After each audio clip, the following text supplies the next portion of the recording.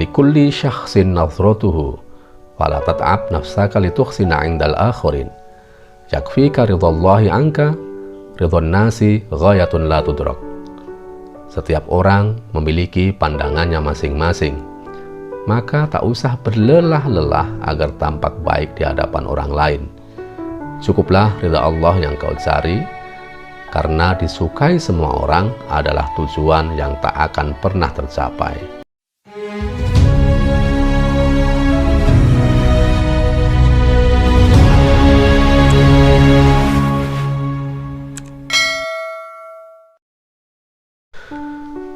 Assalamualaikum warahmatullahi wabarakatuh. Jumpa lagi dengan Sakinah Corner. Sahabatku, Aristoteles pernah berkata bahwa hanya ada satu cara untuk menghindari kritik, yaitu tidak melakukan apa-apa, tidak mengatakan apa-apa, tidak menjadi apa-apa. Selama kita masih menjadi manusia, pastilah akan selalu ada yang memberi sanjungan atau puja-puji. Juga selalu ada yang memberi kritikan, celaan, atau bahkan caci maki. Kita ini tak bisa mengendalikan persepsi orang lain. Yang bisa dilakukan hanya mengendalikan respon kita terhadap persepsi-persepsi itu. Boleh jadi ketidaksetujuan, sanggahan, atau kritik membuat kita tidak nyaman. Kita merasa terusik, apalagi bila hinaan atau caci maki. Kita lebih happy bila yang datang adalah apresiasi atau puja-puji. Tapi lagi-lagi kita memang tidak memiliki kontrol penuh terhadap apa yang mau dilakukan orang lain. Karenanya butuh kearifan agar respon kita tetap terkendali dan aman dari sikap-sikap yang merugikan. Berikut ini beberapa sikap elegan yang bisa kita pilih agar kritik tidak menghancurkan, namun justru bisa menjadi asupan yang bergizi bagi rohani kita. Yang pertama, tetap mengedepankan husnudzon atau berbaik sangka, positive thinking. Banyak orang berprasangka buruk saat datang kritikan, seolah kritikan selalu bermakna tidak suka atau tanda permusuhan. Kritikan dimaknai sebagai bentuk serangan demi merendahkan martabat seseorang.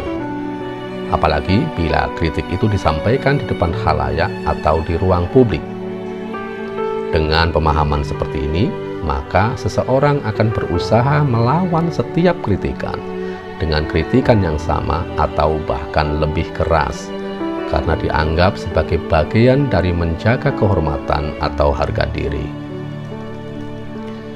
Tentu pemahaman seperti ini hanya bikin lelah karena musuh makin bertambah.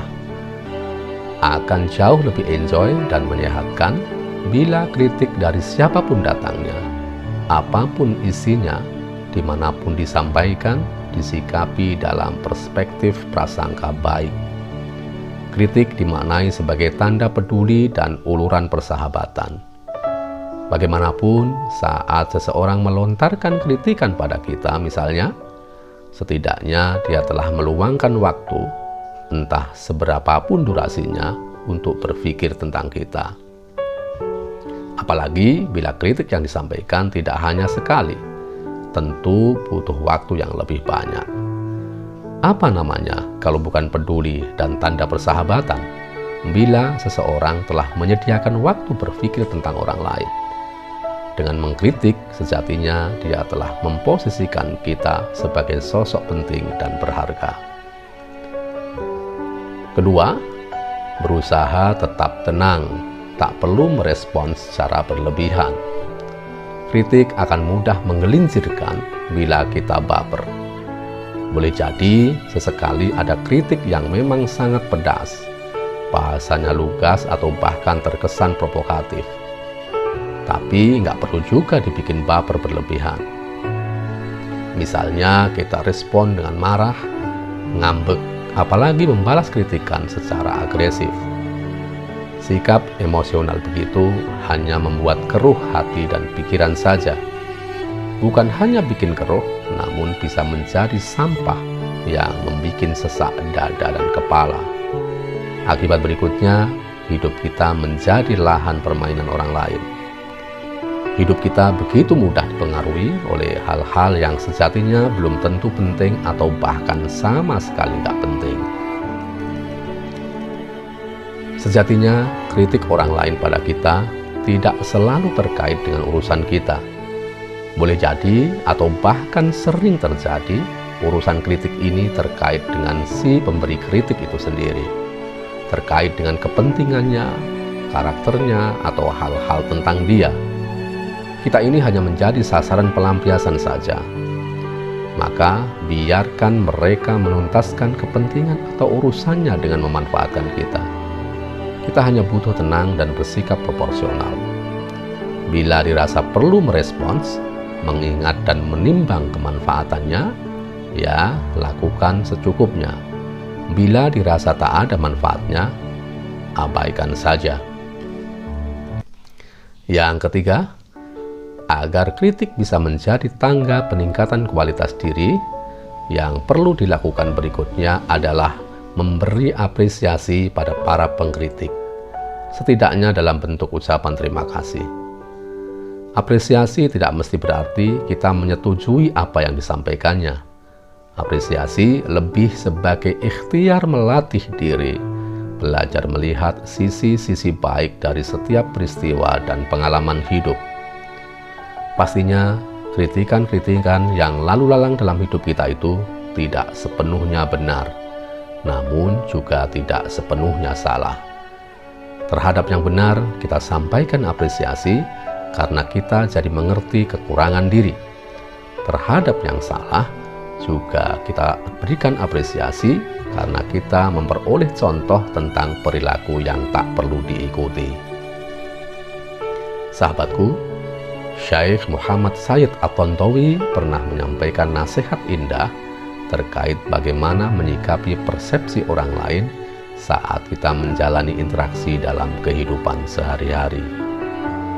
Likulli syakhsin nazratuhu fala tat'ab nafsaka litukhsina 'indal akhirin yakfika ridallahi anka ridwan nasi ghayatun la tudrak. Setiap orang memiliki pandangannya masing-masing, maka tak usah berlelah-lelah agar tampak baik di hadapan orang lain. Cukuplah ridha Allah yang kau cari, karena disukai semua orang adalah tujuan yang tak akan pernah tercapai. Sahabatku, masih alergi dengan kritik? Masih tumbang oleh persepsi negatif orang lain?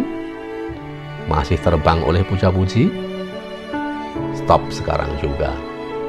Karena sejatinya kritikan dan caci maki maupun sanjungan dan puja-puji kedudukannya sama, bisa menjadi tangga demi tangga menuju puncak kemenangan bila kita memperlakukan secara semestinya, secara arif bijaksana. Sahabatku, mari selalu jaga marwah keluarga menuju keluarga samawa. Wallahul muwafiq ila aqwamit thoriq. Wassalamualaikum warahmatullahi wabarakatuh.